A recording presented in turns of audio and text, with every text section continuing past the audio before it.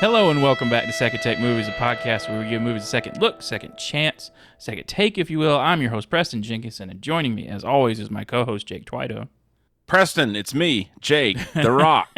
I'm here. Not the Rock, but the movie The Rock with Nicolas Cage and Sean Connery. But I can still smell what's cooking, if you know what I mean. Oh, yeah. Yep.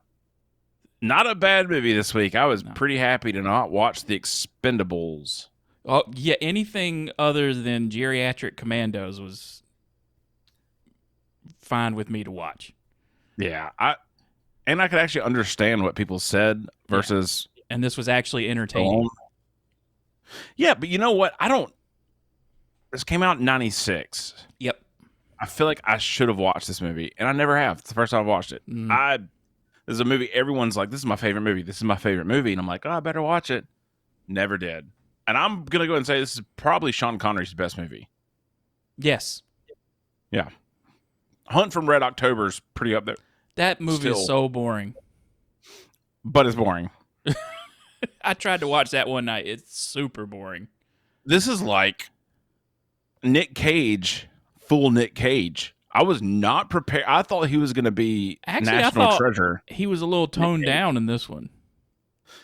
I don't know. There's a scene where like a guy's going to... There's a few of those Cageisms. Yeah, you know. There's a few of those things where I'm like, whoa, this is out of left field. But then he like pulls it back in. Because he's a somewhat normal guy in this. Star-studded cast. I text you. Yeah. Credits rolled and I went, Jerry B? Okay. Michael Bay? Okay. Don Simpson and Jerry Bruckheimer's last movie they produced together. I didn't know Don Simpson died. That's how, I mean, like, he was old. He is old. I mean, he had a drug addiction and died shortly. I had a text coming through. All right, I have so many bad jokes, but I'm not going to do it. Yeah, please don't. I mean, that dude did Beverly Hills Cop, Top Gun, Days of Thunder, pretty much any Tom Cruise movie. They had a string of hits in the 90s. I mean, he was a Scientologist too, but... who isn't in Hollywood? Chris Pratt. Well, that's true.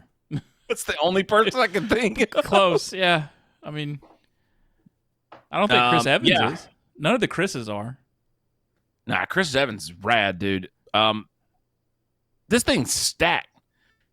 So the credits rolled. I didn't see this. I heard it. I went, that's Hans Zimmer. That has to be Hans Zimmer. That's Hans Zimmer. It was. I mean, like, it's crazy. Hans Zimmer's been out here working for a while.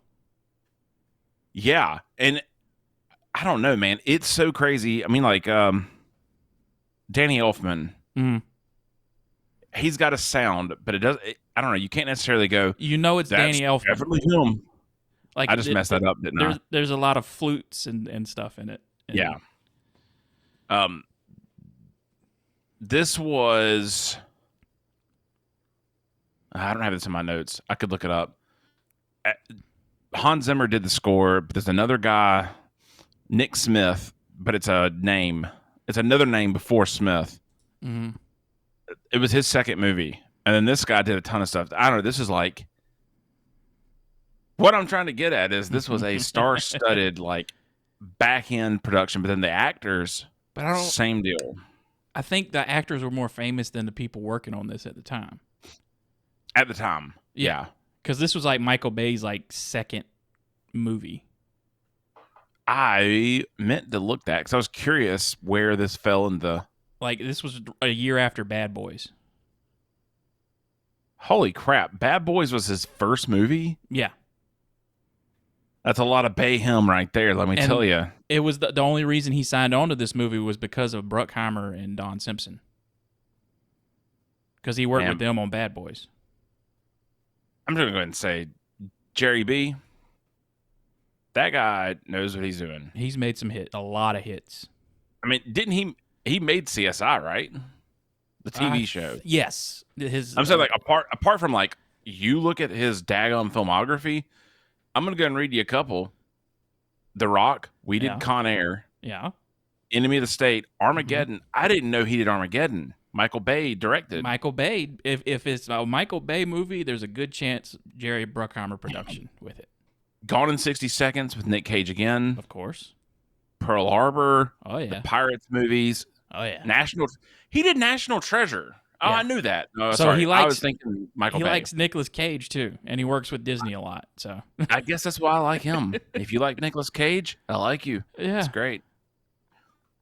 Nick Glennie Smith is who you were thinking about. Glennie Smith. Thank you. I have never heard of this Oddly guy. enough, I think Nick Glennie Smith did the Heaven is for Real movie as well. Mm. And the Secretariat. I don't know. There's some bad choices there. He But did. He's the conductor on the Tomorrow War. was that his role in this movie? Was conductor? Yeah, like he's Okay. he's a music. I think he does a lot of work with Hans Zimmer.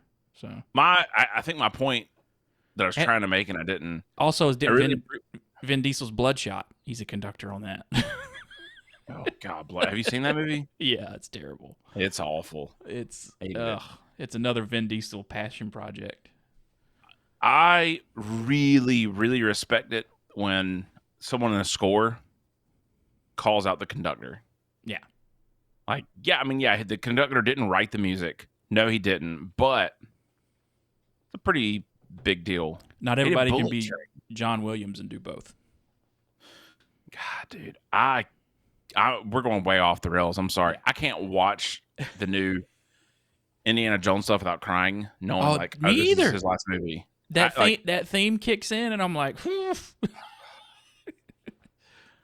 But It's so painful. Yeah. Well, look, let me get you back.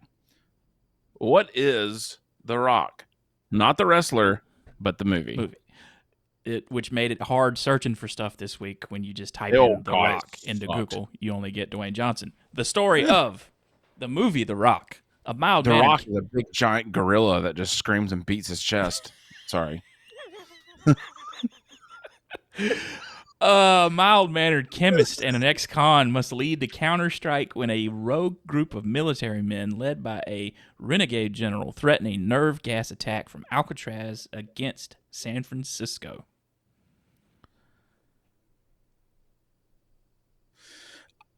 I will ask questions after listening to some positive and negatives because Our- I don't understand some of the plot. Okay. Maybe I can fill you in because you watched it over 3 days. Yeah, I screwed up. Roger Ebert, our friend Roger Ebert from the Chicago Sun-Times, a first-rate slam-bang action thriller with a lot of style and no little humor. I don't think that's grammatically correct, but whatever. That's what I was trying to figure out. I was listening to it in my head going, that's how I talk, and I never talk right. No little humor. And he wouldn't make a mistake like that. Maybe it was... Okay, no, yeah, but it could be sounding there's no little humor, there's only big humor. It's all how you read it. Our Don't trust me, dude. I have a South Carolina education. We both do. No child left behind, man. Some of them should be. Hal Henson from the Washington Post says, if at odd moments The Rock is better than tolerable, it is usually because of its stars. I don't think this is a well-written movie. I'm just gonna go and tell you right now. Well, there's some trivia that I have is like a lot of people made passes on this script. Like a lot of people took it and redid it, and then especially Connery and Nick Cage had a lot of input as to who their characters were. Well, and I think that in this situation was for the best. I think typically whenever you have that, it's garbage sometimes. It depends on the person, but when you have two of the best actors around, I mean, God, Nick Cage, man. Because Connery brought in his own, like his two buddies to make his character more British, like with different idioms and stuff. Also, Sean Connery demanded they build him a cabin on Alcatraz Island. Yeah. That's what I learned in, I don't know what grade, but I was obsessed with San Francisco at some point. I don't know why. And Alcatraz Island was the coolest thing in the world. So it was kind of fun to watch this and be like, oh, yeah, I know this. But yeah, he didn't want to travel to Alcatraz every day, so they built him a house. Makes sense. When you're Sean Connery in the later part of your career, you can ask for stuff like that.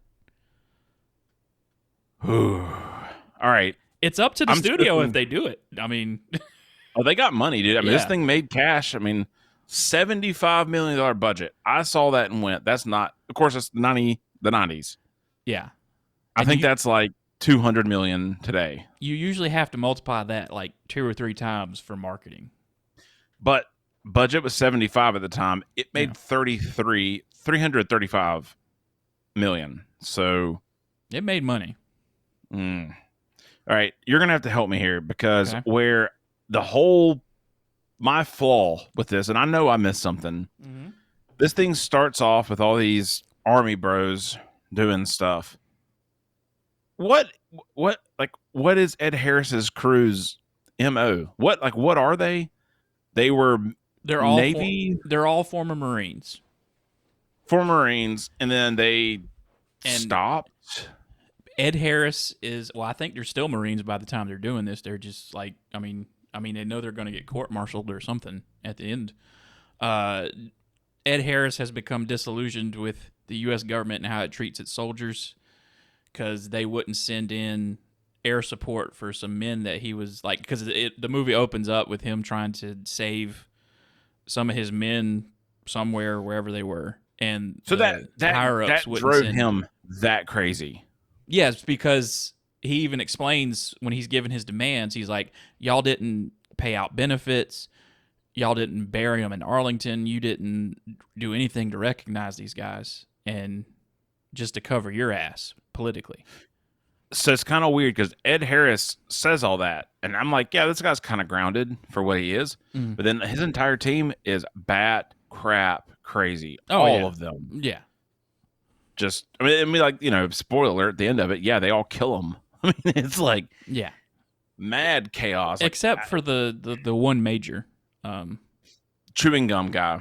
Yeah. But they trick you with casting Michael Biehn as one of the Navy SEALs that infiltrates later on, because he gets killed immediately.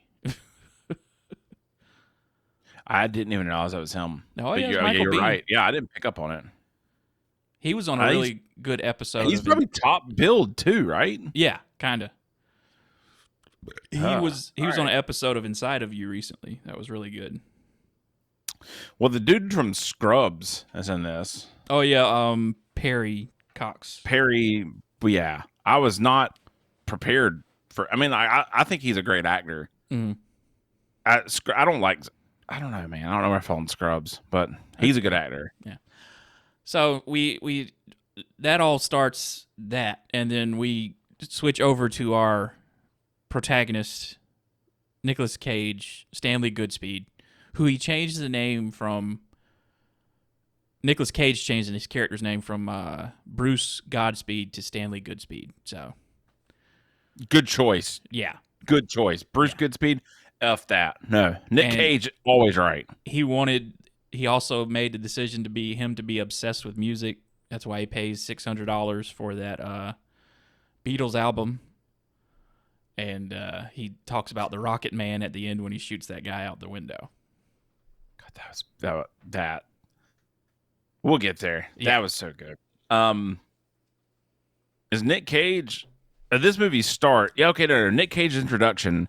Mm-hmm. They go into that room, and his buddy's like dying because there's a leak, and they can't get the. I immediately was like, what is this? He's a chemical weapons expert, and so like, I guess they've gotten a suspicious package. A suspicious package, and Worcestershire. They open it up to like search for it, and they're in this contained glass thing to keep everybody safe, and then this baby doll like sprays some kind of stuff on them, and then it's just a scene to show you like he's good with chemicals and stuff, and he works for the FBI. I immediately went, this is a Michael Bay movie for sure. Yep. Because in the opening introduction, you get down to the last second on something. Mm-hmm. And then he goes home and talks about how he doesn't want to have kids, and then his girlfriend says she's pregnant, and we don't really see because her. you know that Nick Cage sperm is potent. Oh, yeah.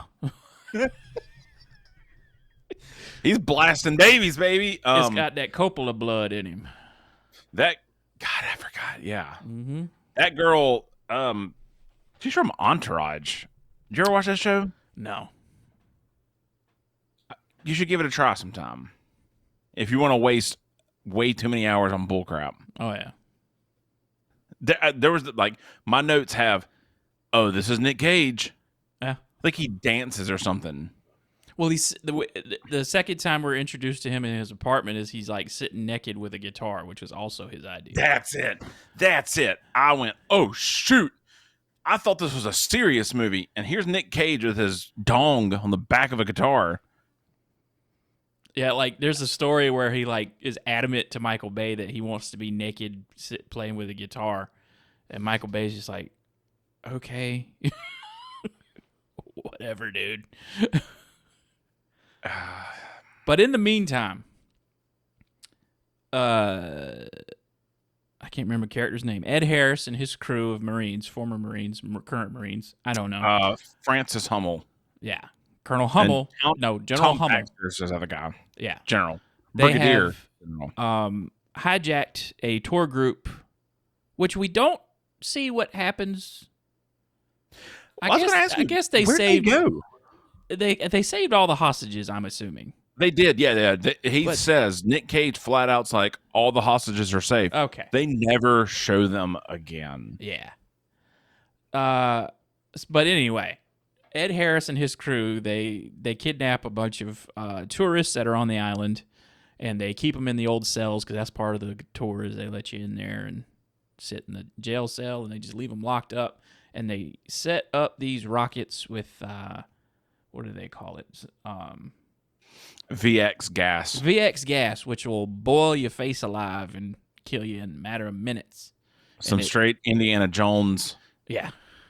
If it's exploded in the atmosphere, it'll cover several city blocks. So the FBI needs their top man in chemical engineering on the job. So they interrupt Nicolas Cage while he's having sex with his girlfriend on the roof. Why we needed that scene, I don't know. But nah, because Nick Cage is going to watch it and get off on it later. And Michael Bay is too. Let's just be clear. Cocaine was somewhere on this set. I guarantee it was on this set.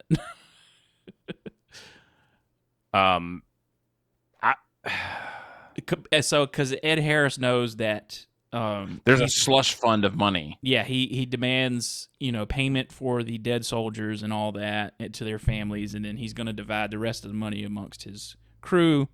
And he names like some kind of shipping company that nobody's ever heard of, and he's like, it's a slush fund, which is supposed to be top secret, and he's just telling the FBI director and the chief of staff and everybody in the room. I love that moment where the chief of staff like says something to him, and like Ed Harris is like, motherfucker, like I've been doing this. Yeah. Since you were a kid. That whole thing, yeah, the movie did. That's where I was like, all right, yeah, this is going to be a good movie. Like, there was no questions. It was like, oh, F this, boy. Let me tell you. Yeah. Let me tell you. Michael Bay said he wanted to find that balance in this movie of, like, actual military and how the government would react to an attack like this and still have the fun action movie as well. Like, he wanted to walk that line of serious and silly fun action movie. He wasn't as audacious as he is now. Like, this was still his second movie, so he was still under his the reins brain a had little not bit. been. His brain and navel cavities were not completely coked out yet. Like he was still able to ingest it and process. Like 6 Underground. You ever seen that? Yeah, that is just full unleashed Michael Bay. Not good either. I think. No, that's too much Bay. That's total Bay him. If our audience ever wants a movie that's like you want your brain to turn off, 6 Underground. Ryan Reynolds was pretty good in it, but That was the only saving grace. Yeah. Was Michael Captain Bay Ryan. knows how to cast a movie. I'll tell you that. I think. I mean, like, no, he's good. I was about to make a slam. Yeah. That's his best quality, is he knows how to get people. This movie would not have worked with anyone else in the place. Yeah. But anyway, we got the nerve gas. We need to form a plan because they have this other stuff that can burn it up in the atmosphere and just burn up all the gas if they need to. But they don't want to bomb Alcatraz because there's 80-something hostages. So we have to send in a SEAL team to infiltrate and take down these guys, but they don't know their way around. So what do? We get the one guy who has broken out of Alcatraz, Sean Connery, who I can't remember his name, who is former Mason. British intelligence. John Mason. John Mason. I'm John Mason. John Mason. I broke out of Alcatraz. I got out of Alcatraz and paid someone to suck me off. I don't know. That's whatever. I don't know why I went there. Yeah. Fun fact: a lot of those Navy SEALs were actually Navy SEALs, Cool. not actors. So it was just like Michael Biehn and that one other kid. Yeah, I don't know why they decided to. Yeah, whatever. It's cool. And I think Michael Bay even said he casted Michael Biehn to like trick people when they were watching the movie. Not trick them, but like. This is Michael Bay's favorite movie, by the way, he's ever made. I believe it because like it seems like he really cared about it, unlike the Transformers movies. Preston, I'm going to tell you right now, at the end of this podcast, if you're like, hey, man, I really think we should do the Transformers movies because there's a new one coming out, I'm probably just going to zip tie my pants and poop until they fill up. No, I think we're doing 2 other pretty good Nick Cage movies the next couple weeks because he's got another movie out. Renfield. Gotta go see it. Yeah, it looks really good. So. Yeah, all right, so they get John Mason, they make a deal with him, and he escapes in the greatest chase scene in the world of this chemical weapon specialist is following him. My hot take on this, let's cut that whole San Francisco chase. All of it. Yeah. Cut the whole thing. I think you could have killed it all. The only thing that mattered is Nick Cage did him a favor after meeting his daughter. But let's just call it how it is, though. The guy shows up. All these cop cars show up. Dude, the girl's going to figure out you're lying. This isn't like, exactly. Let's not be stupid. The best way to redo that scene is he demands a hotel room and also he wants to see his long-lost daughter. And then we save 20 minutes of this movie. Yep. Don't need that scene because that was the worst part of this movie, I think. Because it's just long. It was bad. It's too long. Long, not entertaining. And pointless. So after that, yeah, all you need to know is like he has a daughter that's out there living in San Francisco. The teams together, they infiltrate after this, right? They do. I was shocked at, I don't know, I guess I was expecting a like big old giant planning scene. No, it's just like, yeah, we're going. Let's go. It's like, how'd you get in? How'd you get out? He's looking at, they're like, he's looking at blueprints and he's like, I don't know, dude. Like, I did this by walking through it. Like, I didn't have a map. It was all in my head, you know? And so they're like, well, he's coming with us. And then, like, Goodspeed's like, all right, well, here's how you take apart the rockets. And this is what you do. And they're like, nope, we're not learning that. You're coming with us. Nope. Everybody's killed right away. Yeah, they sneak into the shower and set off some motion detectors, and Michael Biehn and Ed Harris have just a great standoff with each other. It's all in the shower room. Anyways, it's like a good back and forth of, I'm not going to give that order, but you need to tell your men put the thing down.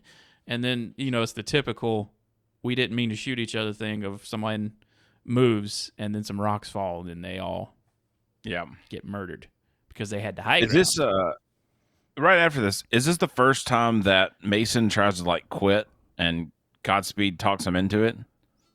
Because this happens 5 times in this movie. Yeah, like that's the first time because like he's like, well, fuck this, they're all dead. Like I'm getting out of here. I'm There's going a to girl see I my- can shag. I'm going to see my daughter. I'm going to go. Okay. Yep. Going to caught my it. shack because I don't want to fly to this island every day. I really saved you an edit just now. Just FYI. But Godspeed talks him into following him. Yep. And then all of a sudden they just start killing all these people, right? I mean, like, I mean, kind of, yeah. It's like, well, I mean, John Mason, he's like a, former SAS and all that. So they find the first 3 rockets. I think the first 3 rockets are all in the same area, right? Like they're all in the same room. First two. Then they find the third later, and that's when things get haywire. Yeah. Because they get detected it's like the first part's in the morgue, and then they figure out that they're there. Yeah. But you also get the. Sorry, my notes. I'm switching a day around here now, so my notes get real bonkers. They decide they're going to destroy the chips, not save them or anything else. And they're trying to stall for time. Godspeed gets captured at some point, right? And does Mason? He doesn't get him out. He gets out on his own, but that's when they decide they're going to drop thermite on the island and blow it all up too. Yeah, because the government thinks that everyone died that they sent in. Because it's been 7 hours since communication. Yeah, and I can't remember how they figure out that Nick Cage and Connery are going around trying to take the guidance chips out these rockets. That's what I'm trying to figure out. How did they? I think it's because he got captured. That's right. Yeah, and that's like that lines up. I think he got captured at the second rocket. Yes, he gets captured at the third rocket for sure. Okay, but I think he gets captured twice. Third rocket because you got the guys coming down Spider-Man style to talk to him. Well, that was after. I'm way past that, I think. Yeah, Ed Harris. That's like at the point where he like holds a gun to that hostage's head and is like, "Hey, this guy's gonna die if you don't bring me the guidance chips." So they had already gotten a few. There's like 3 left at that point. Yeah. But anyway. But you do get the exposition after that of because they both escape, which that's like the whole movie. They just both escape all the time. Yeah. And Mason explains that he was a prisoner. And you get his whole kind of background of he had microfilm that had the United States secrets, knowing that if he returned, he'd just be Epstein. Yeah, he stole it from J. Edgar Hoover, and the current FBI director worked for Hoover at the time, and him and Mason have a grudge against each other, obviously, because that guy's kept him in prison his whole life, or most of his life. What a turd, by the way. Yeah, just because he's got secrets somewhere. So this whole time, Ed Harris has given a ticking clock to meet demands. Got 2 days. And the U.S. government doesn't yet negotiate with terrorists, but in this movie they do. Yeah. And it's like an hour left, I think, and everyone's getting really itchy, you know? Well, it takes them 45 minutes to actually get to Alcatraz in this movie because of the car chase in San Francisco. But Preston, I'm going to be honest. Yeah. I want to tell you what I thought this movie was before watching it. Okay. I thought Nick Cage was falsely arrested and was put in Alcatraz, and Sean Connery is going to break out and loops him in on it. Now, I was blown away that this was not that. It was not the movie at all. No, it's not. Definitely not the movie at all. So they I mean, Well, kind of skipping around, but time clicks down, and that's when all of Ed Harris's guys are starting to flip their lids, and they're everybody like, "We got to starts kill these people. Let's 'cause blow some stuff up." and then they fire off the first rocket, and it starts flying to a Raiders game. Football game, man. And Ed Harris tanks it. Yeah, he turns it around, which I don't know if you can actually do that with a missile, but you can. Ed Harris couldn't have done it. There's another guy doing the piloting. yeah, There's another guy doing the coordinates. That's where I was like, all right, this is ridiculous. I get it, but Ed Harris gave the coordinates to someone else. That person would be the only person that would have access to it. But instead, Ed Harris can just touch a couple keys. What he's doing. So his whole plan was to basically bluff the United States into giving him what he wanted. He never had any intention of killing a civilian population, really. Yeah, which is pretty bonkers. Of like all of a sudden you don't feel compassion, but it's like, oh, this guy's not bad. They want you to relate to him a little bit. Yeah. David Morse is the other guy. Yes. Chewing gum guy. Yeah. So the Marines start to argue amongst themselves. You know, they're like, well, we were supposed to, you know, show our show force, you know. Before this, though, sorry, I skipped over it. That scene where Sean Connery's on the second floor of Alcatraz, Nicolas Cage underneath him, they're both locked up in a cell. Yeah. So Nick Cage is just rambling. Yeah. And he gives a southern accent, making fun of another guy. Oh, I'm going to gut you with my knife. And I'm like, oh, this is Nick Cage. And Sean Connery's whipping something up to open up the gates. Yeah. Yeah. That was Zeus's butthole. Zeus's butthole. Line of the movie. And also another addition of Nicolas Cage. He didn't want his character to cuss until the end. Did he cuss? The only thing he says is at the very end. He says shit. I didn't even catch it. I know he said "gee whiz" like a million times. Yeah, he's making a come point. up with different things like Zeus's butthole and frickin'. I think he says frick at one point.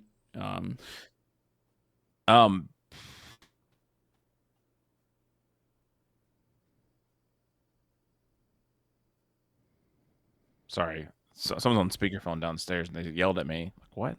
I'm looking at my notes around here, so when I realized Arnold Schwarzenegger was supposed to be John Mason. Well, no, he was supposed to be Nick Cage in this.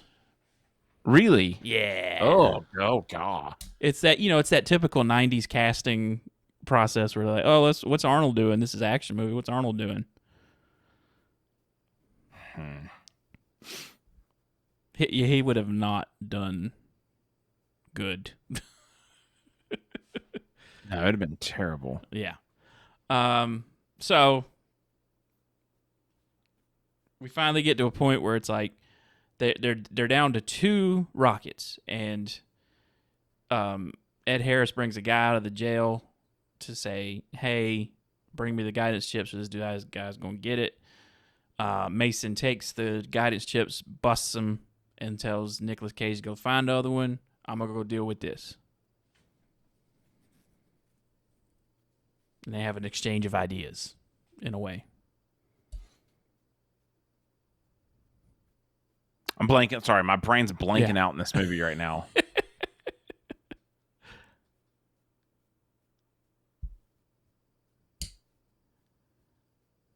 Is it? I mean, like, this is when everyone turns and kills each other, right? They do shortly after this scene.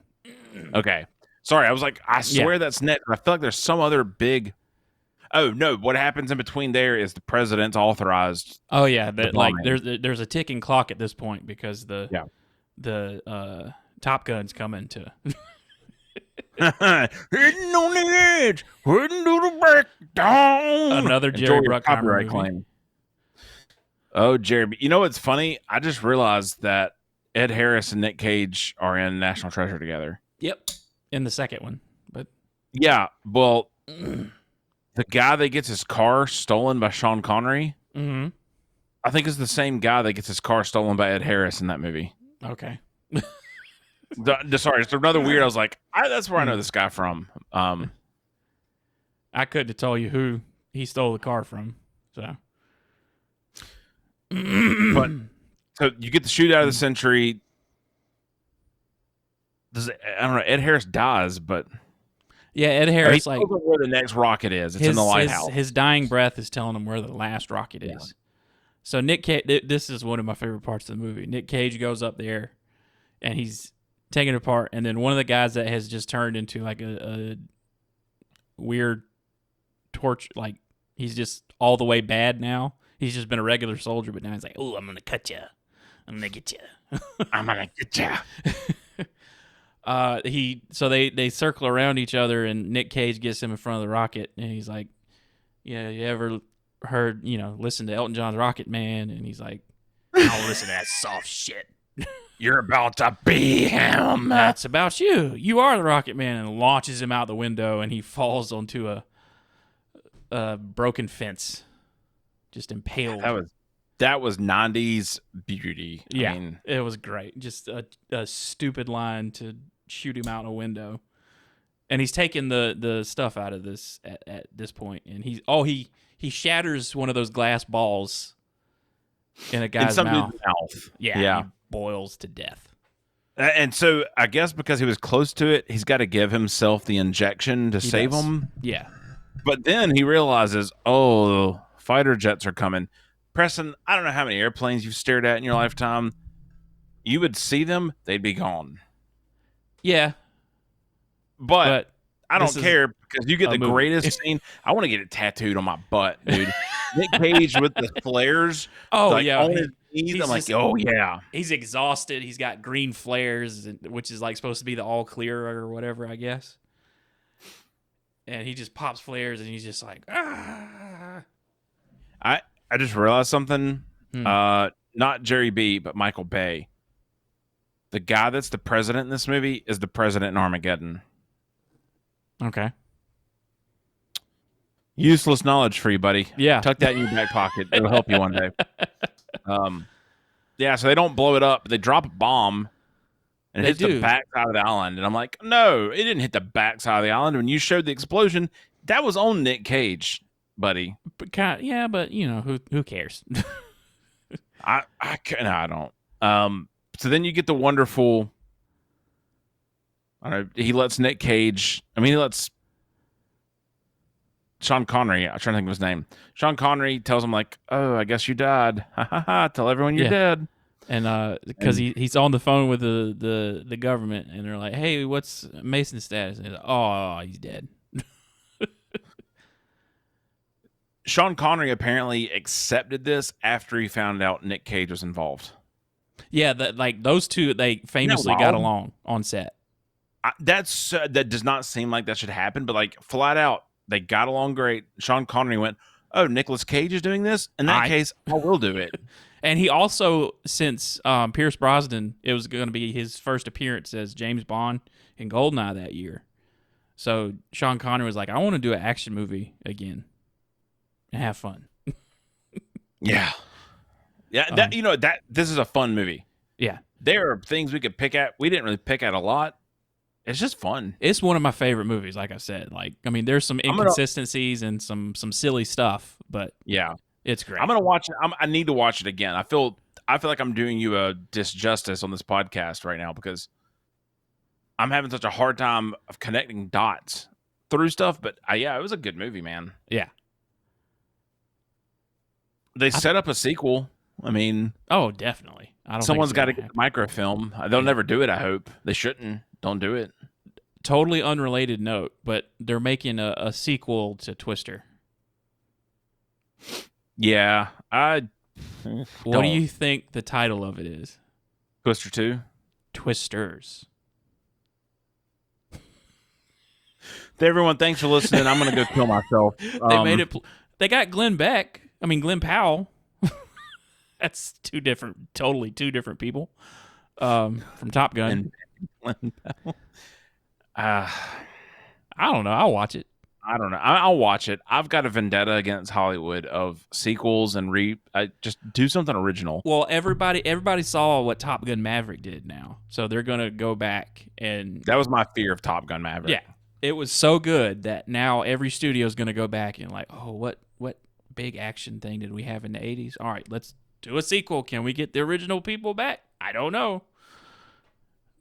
Unfortunately, Bill Paxton's dead. So Yeah.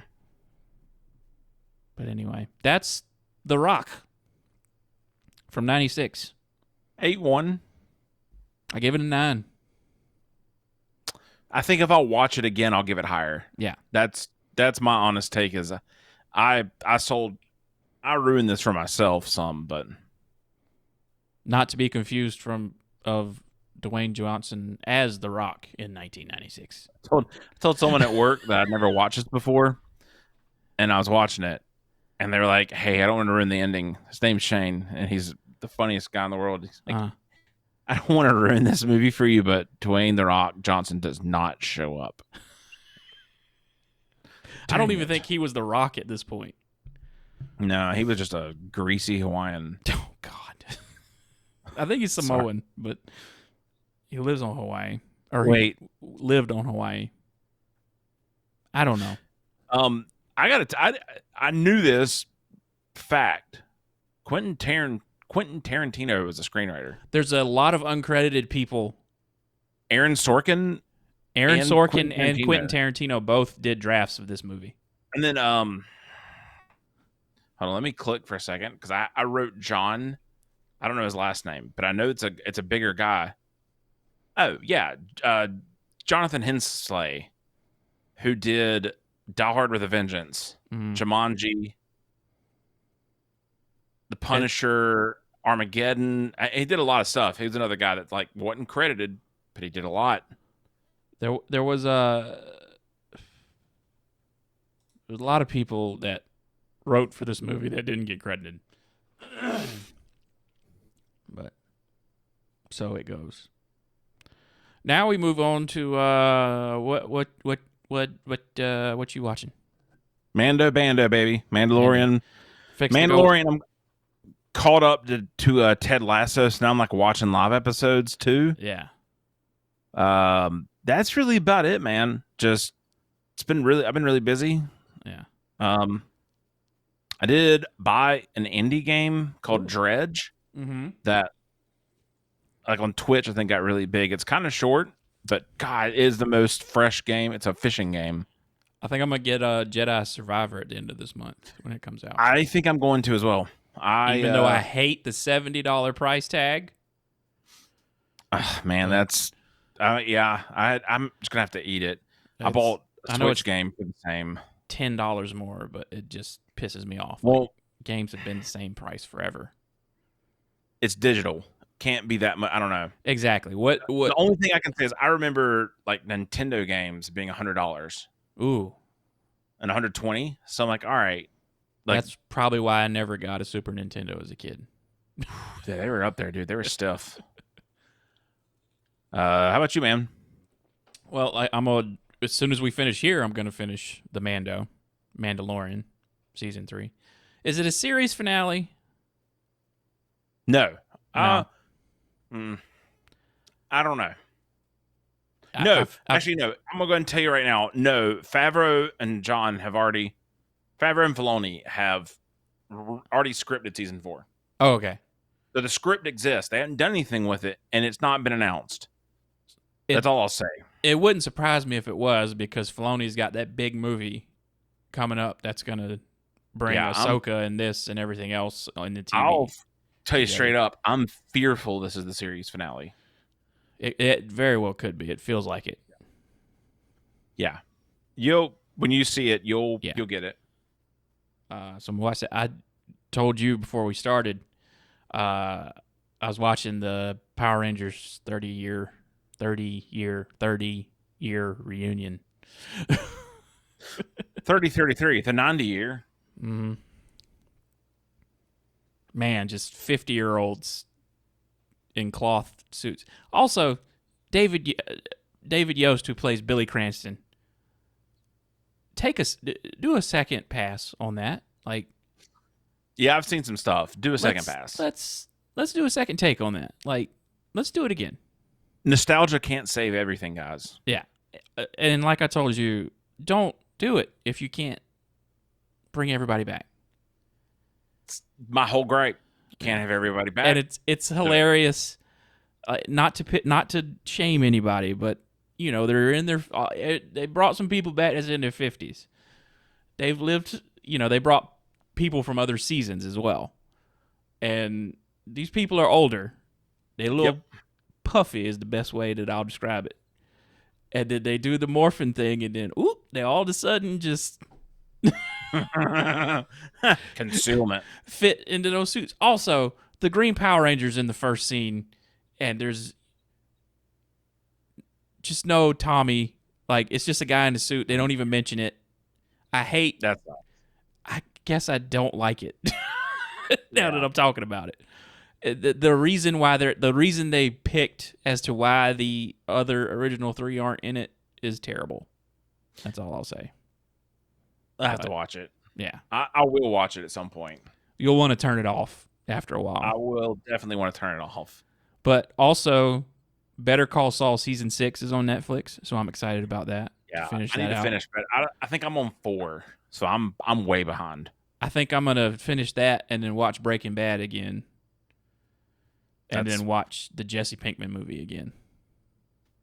Yeah, I need to do all that. Oh. So next week is National Treasure, I think. Sweet. If that's what I picked. Cool. Yeah. It'll be some Nick Cage thing. I don't know. I wanted some more fun stuff after we again did the geriatric commandos. I appreciate that. Yeah. Because after this, it's Knowing. It's Nick Cage plays a psychic, I think. That's right. After that, I think I've seen it. I can't be sure. I don't know what Vampire's Kiss. Dude, I would consider that. I've never seen it. That movie's fucked. Okay. I just know one scene. That's all I know. The A, B, C, D, E, F. And that meme of his eyes just is from that movie as well. That movie just spawned a bunch of memes. But if you have a suggestion for a movie we should talk about, you can send that to secondtakemooviespot@gmail.com. You can follow us on Instagram at Second Take Movies, where you can leave your comments, suggestions, weird DMs, whatever you want to do. Yep. And for Jake, I will say we'll see you next week with National Treasure.